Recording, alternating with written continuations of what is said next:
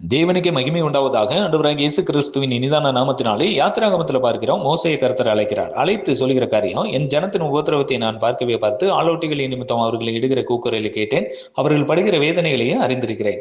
என் ஜனத்தை எகிப்திலிருந்து அழைத்து வரும்படி உன்னை நான் பார்வன் இடத்திற்கு அனுப்புவேன் வான்னு சொல்லி கர்த்தர் அழைக்கிறார். மோசே கர்த்தர் இடத்துல கேட்கிறார், உங்க நாமம் என்ன என்று அவர்கள் என்ன இடத்துல கேட்டா நான் என்ன சொல்லுவேன்? கர்த்தர் சொன்னார், இருக்கிறவராகவே இருக்கிறேன், இருக்கிறேன் என்பவர் என்னை உங்களிடத்திற்கு அனுப்பினார் என்று சொல்லி அனுப்புகிறார். ஆண்டவராகிய இயேசு கிறிஸ்து மரித்து உயிரோடு எழுந்த பிற்பாடு சீசர்களை பார்த்து சொல்கிறார், உலகத்தின் முடிவு பரியந்தம் சகல நாட்களிலும் நான் உங்களுடனே கூட இருக்கிறேன். நம்ம கூட இருக்கிறேன்னு சொன்னவர் அவர் உண்மை உள்ளவர். ஆமீன். மரித்தேன் ஆனாலும் சதாக்களிலும் உயிரோடு இருக்கிறேன்னு சொன்னவர் அவர் இருக்கிறவராகவே இருக்கிறார். எல்லா சூழ்நிலையிலும் வித்தியாசமா இருக்கலாம், நம்ம நம்பினவர்கள் ஏமாத்தி இருக்கலாம், கைவிடப்பட்டிருக்கலாம். எந்த சூழ்நிலையில இருந்தாலும் சரி, இருக்கிறேன் என்கிறவர் நம்ம கூடவே இருக்கிறார். ஆமீன். அவருக்கே மகிமை உண்டாகட்டும். ஆமென். அல்லேலூயா.